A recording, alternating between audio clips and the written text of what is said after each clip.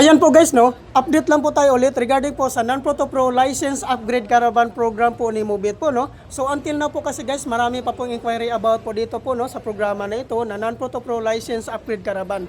Kaya po pag once may schedule po dito, ginagawan ko po kaagad ng vlog po para po mas marami pa po tayong matutulungan dito na mga rider po na gustong maging isang part ng Mubit Rider. So ano po ba ang mga requirements na kailangan po nating i-prepare before po tayo pumunta po sa Mubit Training Facility po sa Marikina City? Ang number 1 po na requirements po dito, which is 2020 and above motorcycle year model. Number 2, non-professional driver's license 6 month and above ang validity. Number 3, motorcycle ORCR. Number 4, NBI clearance. Number 5, tax identification number or TIN number.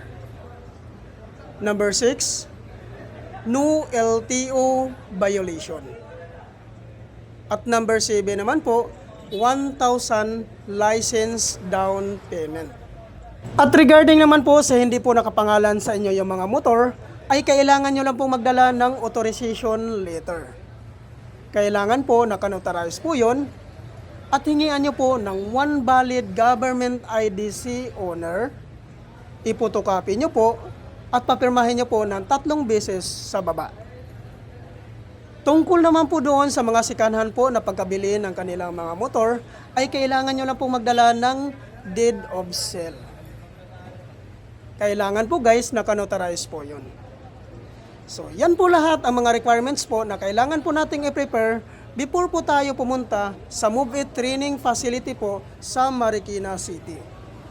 Saan po ba ito matatagpuan?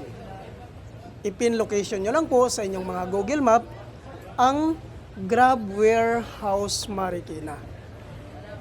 Diyan nyo po matatagpuan ang Mubit Training Facility po sa loob po ng Grab Warehouse Marikina. At take note lang din po guys, no? Limited slot lang po ito. 400 applicants lang po ang tinatanggap po dito. Kaya po, pag once na ikaw po ay balak pumunta po at sumali po dito sa programa na ito, mas mabuti po guys na agahan nyo pong pumunta. Para po, ikaw po ang mauna sa pila. So ayan po guys, no, malinaw po yan sa inyo guys, no, yung mga requirements po about po dito sa programa na ito.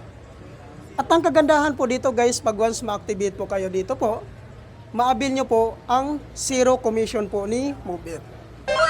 Ano po ba ito ang tinatawag na zero commission po ni Mubit? So ipaliwanag ko po dito sa inyo guys, no. Pag once ma-activate ka nga po dito at mag-start ka na pong bumiyahe, hindi ka po kakaltasan ni Mubit po sa kanilang commission sa loob po ng 2 linggo. Ayun po guys, no. Thank you for watching.